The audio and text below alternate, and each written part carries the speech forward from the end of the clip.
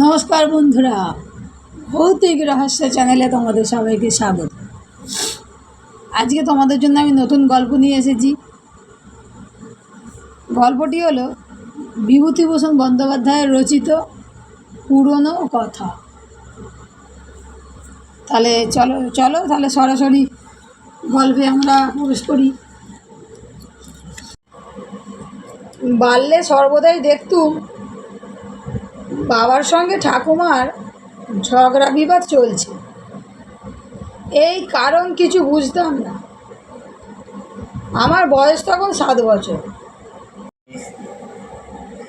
ঠাকুরমা যে বাবার মা এটা অনেক দিনই বুঝেছিলাম, কিন্তু মা ছেলেকে অমনি করে যে দিন নেই রাত নেই বকে, তার কোনো নজির আমার নিজের মায়ের সঙ্গে আমার সম্বন্ধে খুঁজে পাইনি। বুড়ো মানুষই যে অমনি করে তাও তো নয়, কারণ আমার দিদিমা ছিলেন ঠাকুরমার চেয়েও বেশি বয়স। দিদিমার মাথার চুল পেকেছিল, ঠাকুরমার মাথার চুল তখনও অনেক কাঁচা। কিন্তু কই, দিদিমা তো আমায় খুব ভালোবাসতেন। কাউকে তো কখনো বকতে শুনিনি তার মুখে। তবে কেন ঠাকুরমা এরকম করেন আমার বাবাকে? মাঝে মাঝে একথা ভেবেছি, কিন্তু 7 বছরের ছেলে ভেবে কিছু ঠিক করতে পারতুম না, বা বেশিক্ষণ এসব কথা আমার মনে দাঁড়াতেও না। দিদিমার কাছে আমি অনেক সময় থাকতুম। তার বাড়ি আমাদের গ্রাম থেকে নৌকোয় যেতে হয়, অনেকখানি সময় লাগতো সেখানে পৌঁছোতে। সকালে খেয়ে বার হলে সেখানে পৌঁছাবার আগে রোদ রাঙা হয়ে আসতো। বাদুড়ের দল ডানা ছটপট করে আকাশ দিয়ে উড়ে বাসায় যেত। নদীর জলে নৌকার ধারে ভুস ভুস করে শুশুকেরা ডিগবাজি খেয়ে ডুব দিত। এসব অনেক ছেলেবেলাকার কথা। তখন আমরা থাকতাম আমাদের দেশের বাড়িতে। সেখান থেকে অনেক দিন আমরা চলে এসেছিলাম, আর কখনো যাইনি। দেশে এখন আর আমাদের বাড়িঘর নেই। ম্যালেরিয়ায় জনহীন শ্রীহীন হয়ে গিয়েছে শুনেছি। বহুদিন কলকাতার বাসিন্দা এখন সেসব জায়গায় যেতে ভয় করে। বিশেষ করে এখন যখন বয়স হয়েছে, সাবধানে থাকাই ভালো। দেশের বাড়ির সঙ্গে মায়ের স্মৃতি জড়ানো। যখনই দেশের বাড়ির ডালিম গাছটা, তার পাশের লম্বা পেঁপে গাছটা, তার পাশের পুরনো পাতকুয়ো ও গোয়াল ঘরটার ছবি মনে আসে, সঙ্গে সঙ্গে অমনি মনে আসে আমার মায়ের খুব অস্পষ্ট একটি ছবি। ওদের সঙ্গে মা যেন জড়ানো আছেন। কি ভালোই বাসতুম মাকে। জীবনে অত ভালো কাউকে বাসেনি, বাসতেও পারবো না। মায়ের সম্বন্ধে আমার অতি শৈশবকালের যে ছবিটি জাগে, তাতেও দেখি ঠাকুরমা মাকে অনেক কষ্ট দিতেন। মাকে শক্ত কথা বলতেন অকারণে। ছেলে মানুষ হলেও আমি তা বুঝতুম। বুদ্ধি দিয়ে না বুঝলেও শিশুর ইনস্টিংক্ট দিয়ে বুঝতাম। তার একটা মস্ত কারণ, মার প্রতি ছিল আমার গভীর দরদ ও সহানুভূতি। একই রক্ত একই মাংস আমার গায়ে, আমার চেয়ে মায়ের দুঃখ বুঝবে কে? একদিনের কথা আমার মনে হয় অস্পষ্ট একখানা ছবির মতো। আমাদের বাড়ির সদর দরজার সামনে কিছু দূরে আর একজন কাদের বাড়ি ছিল। একটা খুব বড় ঝাঁকড়া লিচু গাছ ছিল তাদের বাড়ির বাইরের উঠানে। বিকেলবেলাটায় আমি ও আরও অনেক ছেলে লিচু তলায় খেলছিল। এমন সময়ে আমাদের বাড়ির সদর দরজায় দাঁড়িয়ে মা ডাক দিলেন, ভানু, খাবি আয়। খেলা ফেলে ছুটে গেলুম খেতে। সদর দরজার ফ্রেমে মার ছবিটা আজও বেশ মনে হয়। দুদিকের কাঠে হাত দিয়ে দাঁড়িয়েছেন, পরনে সাদা শাড়ি, মুখে হাসি। দরজার কপাট জোড়া সেকেলে ধরনের মোটা পেরেকের গুল বসানো। পাশেই ছোট একটি চালা ঘরের খড় বিচালি থাকত। মা খেতে দিলেন মুড়ি মেখে। বেতের ছোট্ট ধামিতে মুড়ি নিয়ে খেতে বসেছি। এমন সময় নদীর ঘাট থেকে ঠাকুরমা ফিরলেন জল নিয়ে, এবং আমার হাতে মুড়ির ধামি দেখেই মাকে বকুনি ও গালাগালি শুরু করলে। ঠিক কথাগুলো মনে নেই, কিন্তু তার মোট মর্ম এই যে, বাড়িতে ওবেলা পুরুত ঠাকুরের নিমন্ত্রণ ছিল একাদশী বলে। তিনি রুটি খেয়েছিলেন। তার পাতে রুটি তরকারি রয়েছে। সেই পাতের রুটি তরকারি আমার জন্যই ঢাকা দিয়ে রেখে দিয়েছেন ঠাকুরমা। ঘাট থেকে আসতেও এমন কিছু দেরি হবে না। তখন এরই মধ্যে মুড়ির ঘড়া পেরে ছেলেকে সোহাগ করে মুড়ি খেতে দেওয়ার মানে কি? আমায় বললেন, রাখ মুড়ি, 5-6খানা রুটি পড়ে রয়েছে পাতে, এগুলো উঠবে কি করে? পরের পাতের ঘাঁটা জিনিস খেতে আমার ঘেন্না করে, কিন্তু ঠাকুমার ভয়ে কিছু বলতে পারলুম না। ঠাকুরমা ঢাকা খুলে পাতের খাবার আমায় খেতে দিলেন। খাবার সময়েই আমার কান্না এলো মায়ের কথা ভেবে। মিথ্যে মিথ্যে ঠাকুরমা মাকে বকলেন কেন? মা হয়তো জানতো না পাতের খাবার ঢাকা আছে। ভাবলুম মায়ের প্রতি এমন একটা কিছু দেখাবো যাতে মায়ের মনের কষ্ট দূর হয়। কিন্তু 4 বছর তখন আমার বয়স। না পারি কথা গুছিয়ে বলতে, না পারি কিছু বোঝাতে। হয়তো খুব শক্ত করে মায়ের গলা জড়িয়ে রাতে শুয়েছিলাম। এছাড়া সহানুভূতি দেখানোর অন্য কোনো উপায় আমার জানা ছিল না সে বয়সে। মধ্যে কিছুদিনের কথা আমার তত মনে পড়ে না। আবার যখন মায়ের কথা মনে পড়ে তখন মার খুব অসুখ। কি অসুখ জানতুম না তখন।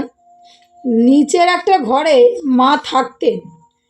আমাকে মার কাছে যেতে সবাই বারণ করে দিয়েছিল, কিন্তু আমাকে ধরে রাখা সোজা কথা নয়। ফাঁক পেলেই আমি মার ঘরে ঢুকতুম। খানিকক্ষণ ধরে মার সঙ্গে কী সব কথা কইতুম। তারপর সন্ধান পেয়ে ওরা এসে ধরে নিয়ে যেত। ঠাকুরমার কাছে বকুনি খেতে হতো ও ঘরে যাওয়ার জন্যে।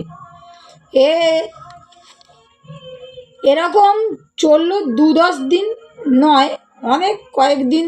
কতদিন তা আমার জানবার বয়স হয়নি। মোটের ওপর অনেক দিন। এখন মনে হয় 7-8 মাসের কম নয়। একদিন শুনলুম মায়ের অসুখ নিয়ে বাবার সঙ্গে ঠাকুরমার ঝগড়া হচ্ছে। ঠাকুরমা বলছেন, আর ওর পেছনে পয়সা খরচ করে কি হবে? আমার ছেলে মেয়েগুলো কি পথে দাঁড়াবে? সংসারের টাকা দিয়ে দামি দামি ওষুধ এলো কত, এই কম আসে।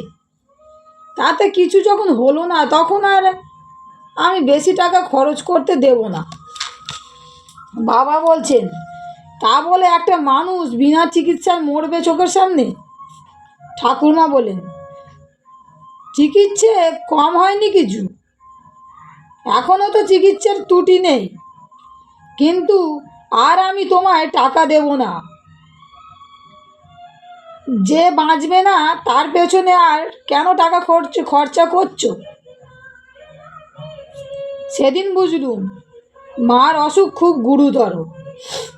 মন খুব খারাপ হয়ে গেল। সমস্ত বাড়ির মধ্যে আমার মন টানে কেবল মায়ের ঘরে। যখন মন খারাপ হয় মার কাছে গেলে সব দুঃখ চলে যায়, কিন্তু সেখানে যখন তখন যাবার জো নেই। লুকিয়ে যেতে হবে, নইলে ঠাকুরমাকে পিসিমা বলে দেবেন। ছোট পিসিমা আমায় কোলে করে পুকুর ধারে নিয়ে যাবে চলে। ওদের সঙ্গে আমি তো জোরে পারি না। পুকুর ধারে বড় চাঁপা ফুলের গাছ আছে, তার তলায় ছোট পিসিমা আমায় নিয়ে গিয়ে বলতো, ওরকম যেও না যখন তখন, যেতে নেই ও ঘরে, এখানে বসো। মা ভিন্ন, সংসারটা আমার কাছে ফাঁকা। মা ছাড়া আর বুঝি না, আর কাউকে ভালো লাগে না, কেবল দিদিমা ছাড়া। দিদিমা নিতান্ত গরিব, আমার মা তার একমাত্র মেয়ে। মাঝে মাঝে তিনি যখন এসে আমাদের বাড়ি থাকতেন, রান্নাঘরের কাজকর্ম নিয়ে তাকে ব্যস্ত থাকতে হতো সর্বদাই। তিনি যেন এসে হতেন আমাদের বাড়ির রাঁধুনি। মায়ের অসুখের সময় তিনি এসেছিলেন, এবং রোগীর সেবা করবার জন্য তিনি ছাড়া আর লোক ছিল না।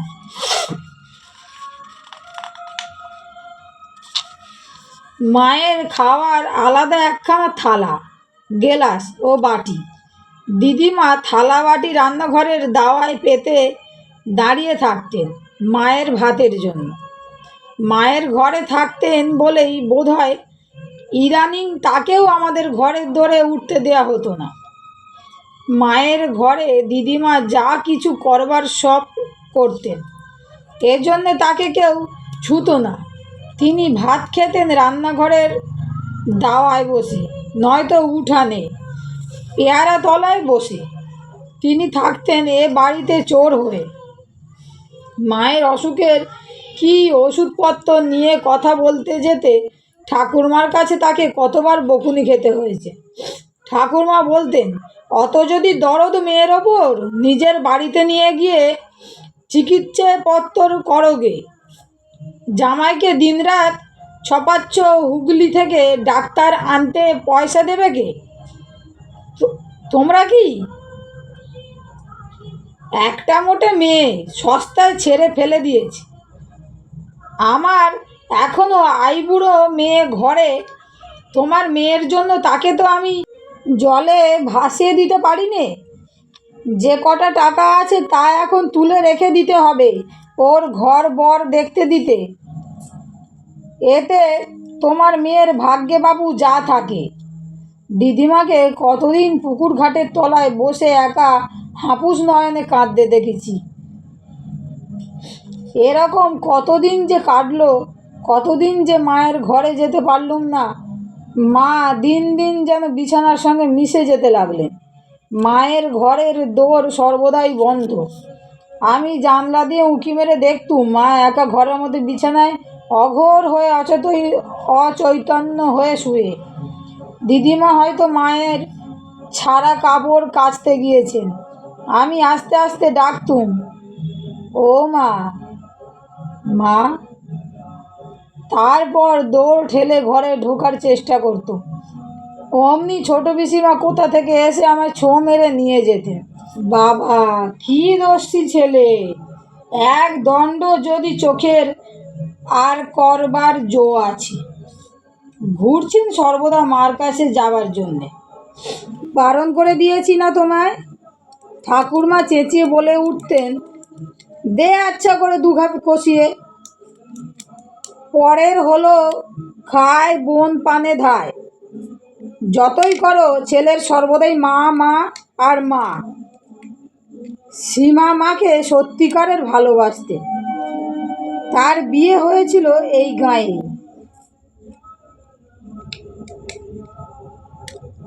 পিসিমশাইয়ের অবস্থা বোধহয় ভালো ছিল না। বড় পিসিমাকে ভালো কাপড় চোপড় পরতে দেখিনি কোনো দিন। ঠাকুরমার সঙ্গে বোধহয় তার তেমন ভাব ছিল না। তিনি কিন্তু মাঝে মাঝে এসে মায়ের কাছে বসে থাকতেন। দিদিমা বাদে তিনি আর বাবা ছাড়া মায়ের ঘরে আর কেউ ঢুকতো না। বাবার কোনো কথা বলবার জো ছিল না। মায়ের অসুখের সম্বন্ধে কিছু বললেই ঠাকুরমার সঙ্গে ঝগড়া বেঁধে যেত। একদিন সকালে উঠেই শুনলাম ঠাকুরমাতে আর বাবাতে তুমুল তর্ক চলছে। ঠাকুরমা বলছেন, চান্দ্রায়ণ প্রাচীর না করলে আমার বাড়িতে অকল্যাণ হবে। তোমার বউ তো একা নয়, আমার আরও লোকজন নিয়ে ঘর কন্যা করতে হয়। পুরুত ঠাকুর বলে গিয়েছেন প্রাচিত্তির করাতে হবে এই একাদশীর দিন। বাবা বলছেন, বলো কি মা? ও কালও বলেছে। হ্যাঁ গো, আমি বাঁচবো তো? আমি বলেছি, কেন বাঁচবে না? এবার ডাক্তার বলেছে সেরে উঠবে। চন্দ্রায়ণের নাম শুনলেই ও ভয়ে খুন হয়ে যাবে। যার এখনো বাঁচবার ইচ্ছে, তাকে কি করে প্রায়শ্চিত্তের করানো যায় মা? ও তাহলে ভয়ে মরে যাবে। ঠাকুরমা বললেন, আর এমনি যেন বাঁচবে, দুদিন আগে আর দুদিন পরে। তোর লজ্জা করে না বউয়ের কথা বলতে আমার সামনে? মুখের লাগাম আলগা করে দিয়েছে যে একেবারে। এক করার মুরুদ নেই, আবার কথাবার্তা শোনো গুণধর ছেলে। সোজা কথা বলে দিচ্ছি, প্রাচিত্তির না হলে ওই রোগের মরা কেউ বার করতে আসবে ঘর থেকে? বাবা বললেন, চুপ চুপ, শুনতে পাবে ওর ঘর থেকে। আচ্ছা মা, তোমার কি একটু দয়ামায়া হয় না? ও মরণের নামে ভয়ে কালি হয়ে যাচ্ছে, দুবেলা একে ওকে বলছে আমি বাঁচব তো, আর তুমি কি বলে ওর কানের কাছে? এর উত্তরে ঠাকুরমা চিৎকার করে বিপরীত কাণ্ড বাঁধিয়ে তুললে। যাই হোক, বাবার কোনো কথা বোধহয় খাটল না, কারণ একদিন মায়ের ঘরে কি সব পুজো আচ্চার জোগাড় হলো। পুরুত ঠাকুর এলেন ওপার থেকে। তিনি কালীর বাবা। আমি তাকে চিনি। কালী আমাদের সঙ্গে খিড়কি বাগানে কত খেলা করেছে। ভারী ছুটতে পারে, তার সঙ্গে ছুটে কেউ পারি না। সে এখন এখানে নেই, তার মামার বাড়িতে গিয়েছে। বড় পিসিমা বলছিলেন হরিগোয়ালিনীর কাছে সে আমাদের দুধ যোগান দেয়। আহা, বলছি পুরুত আসছেন, তোমার একটা সস্তন করতে হবে কি না? বউয়ের মুখ ভয়ে এতটুকু হয়ে গিয়েছে। বলছে, কেন ঠাকুরজি, তবে কি আমি বাঁচব না? তখন আবার বোঝাই, বলি, তা কেন, সস্তন করলে তোমার অসুখ সারবে, ভয় কি? আহা, ছেলে মানুষ, এই সবে 22 বছরে পা দিয়েছে, ওর এখনো কত স্বাদ জীবনে, বাঁচবার কি ইচ্ছে পোড়া কপালির। দিন 10-12 পরের কথা। পাশেই এ পাড়ার সন্তদের বাড়ি। সন্তর দাদা বিয়ে করে নতুন বউ এনেছে। তাদের বাড়িতে সবাই গিয়েছে বউ দেখতে। খুব বাজনা করে বিয়ে করতে গিয়েছিল সন্তর দাদা। এক একটা হাওয়াই বাজি যেন গিয়ে একেবারে আকাশে ঠেকে। বাড়ির সবাই গিয়েছে, দিদিমা যাননি। রাত জাগেন বলে তিনিও বারান্দায় আঁচল পেতে ঘুমাচ্ছেন। আমি চুপি চুপি মায়ের ঘরে ঢুকে মায়ের কাছে গিয়ে বসলুম। মায়ের কাছে আসবার লোভেই বউ দেখতে যাইনি, বাগানে গিয়ে লুকিয়েছিলুম, নইলে ছোট পিসিমা অনেক ডাকাডাকি করেছিল। মা বেশি কথা বলতে পারে না। আমি চুপ করে মায়ের বিছানায় শিয়রের পাশটিতে বসে আছি। বেলা বেশি নেই। পুকুরের চাঁপা গাছে রোদ রাঙা হয়ে এসেছে। খানিকটা পরে মা বললেন, খোকা, আমি যদি মরে যাই তুই কি করবি? আমি কিছু বললুম না, চুপ করে রইলুম। আমার মনে একটা অদ্ভুত ধরনের বিবাদ, আর কখনো এ ধরনের ভাব আমার মনে হয়নি। ভয়ানক মন কেমন করছে তার জন্যে, কার জন্যে যে বুঝতেও পারি না। মা যেন আপন মনেই বলেছিলেন, খোকা, তোকে যে কার কাছে রেখে যাব সেই হয়েছে আমার ভাবনা, কেই বা তোকে বুঝবে। হঠাৎ মা তার হাতের আংটিটা খুলে